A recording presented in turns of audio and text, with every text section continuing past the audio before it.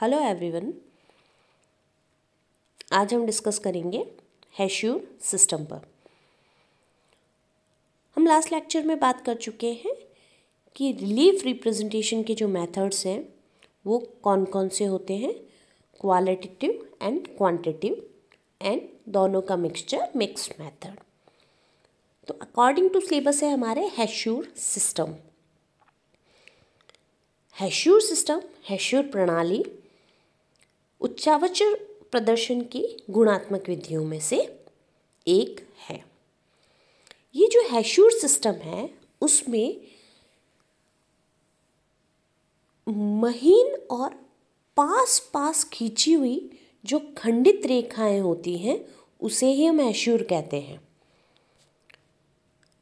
जैसे कि इस चित्र में बताया गया है, तो यह प्रणाली मेनली महीन और पास खींची हुई खंडित रेखाओं की सहायता से छायांकन करके मानचित्र में उच्चावच निरूपण करती है। इन शॉर्ट अगर हम कहें कि उच्चावच निरूपण की वह प्रणाली जिसमें मानचित्र में महीन एवं पास खींची गई खंडित रेखाओं की सहायता से छायांकन किया जाता है, वह क्या कहलाता है? हेश्योर प्रणाली कहलाता है। हेश्योर जो प्रणाली है उसका सर्वप्रथम प्रयोग ऑस्ट्रेलियाई सैनिक अधिकारी लेहमान ने 1799 में किया था। उन्होंने ही सबसे पहले इसका प्रयोग मानचित्रण में करने का एक सकारण सुझाव दिया। 19वीं शताब्दी के पूर्वार्ध के सभी वृहद और लघु मानचित्र मापनियों में इसका प्रयोग होने लगा धीरे धीरे। हेश्योर सिस्टम की जो निर्माण विधि है उसमें सर्वप्रथम समोच्च रेखीय मानचित्र प्राप्त किया जाता है जिसमें विभिन्न भागों के ढाल की मात्रा व ढाल की दिशा निश्चित करते हैं।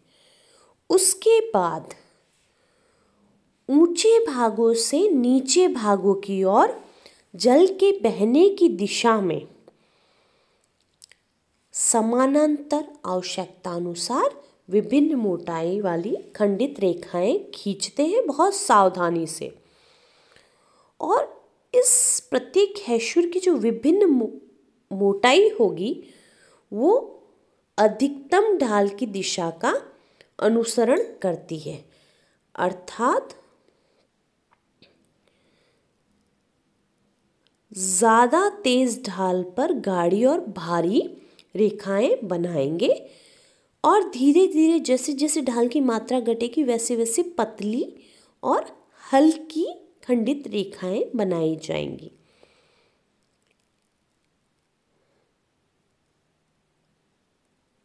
और कम ढाल और समतल भाग को प्रदर्शित करने के लिए हल्की और पतली और दूर दूर उन रेखाओं को बनाया जाएगा।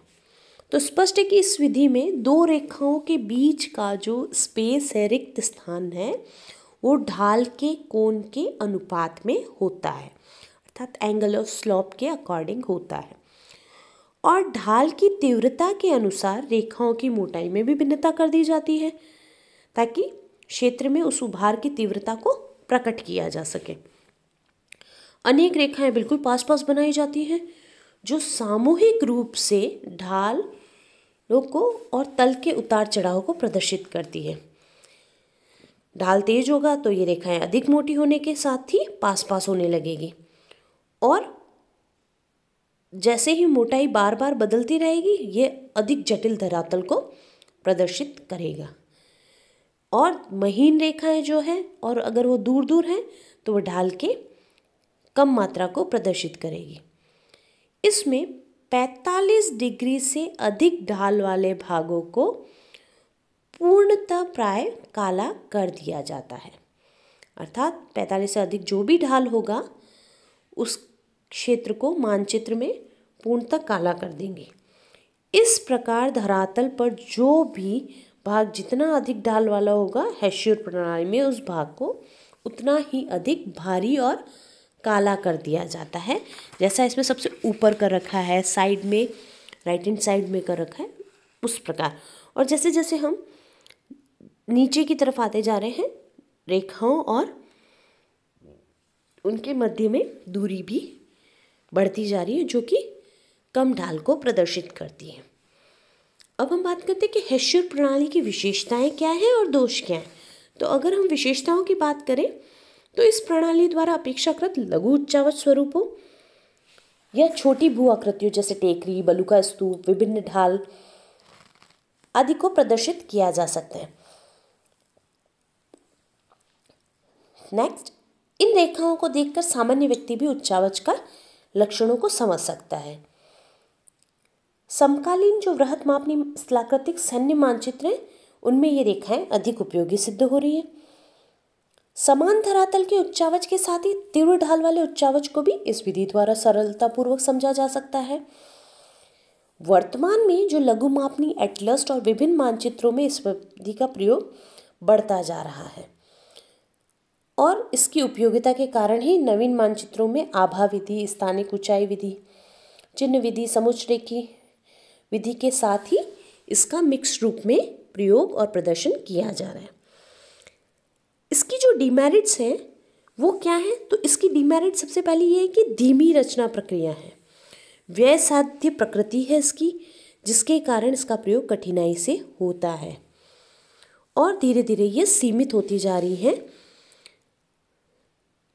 फिर इसमें ढाल रचना का आधार है, किंतु मानचित्र पर इसका मापन संभव नहीं हो सकता क्योंकि पूर्णतः ये स्लोप पर बेस्ड है, जो कि मैप पर पॉसिबल नहीं है। फिर तीसरी चीज़ है कि इसमें किसी स्थल रूप की औसत समुद्र तल से ऊंचाई का ज्ञान नहीं हो पाता। और चौथी जो चीज़ है उसमें कहा है कि 45 डिग्री से अधिक ढाल वाले जो भाग हैं उनको पूर्णतः काला कर दिया जाता है, जिससे वास्तविक उच्चावच के बारे में कोई जानकारी नहीं मिलती। और लास्ट, समान ढाल अर्थात कम ढाल वाले भागों के लिए भी यह विधि उपयुक्त नहीं है, इसलिए क्योंकि इस स्थिति में मानचित्र प्राय हेस्यूर विहीन हो जाएगा या कम और इतनी बारीक हेस्यूर लाइंस होंगी कि उनके क्रम या दिशा की जानकारी प्राप्त करना कठिन हो जाएगा। तो इस प्रकार हेस्यूर मेथड क्या है, सबसे पहले इसको इंट्रोड्यूस किसने किया, ये कैसे बनाया जाता है, इसकी मेरिट्स और डिमेरिट्स क्या है, उसके बारे में हमने चर्चा की। और नेक्स्ट जो मेथड्स हैं उनके बारे में हम नेक्स्ट लेक्चर में बात करेंगे। Thank you.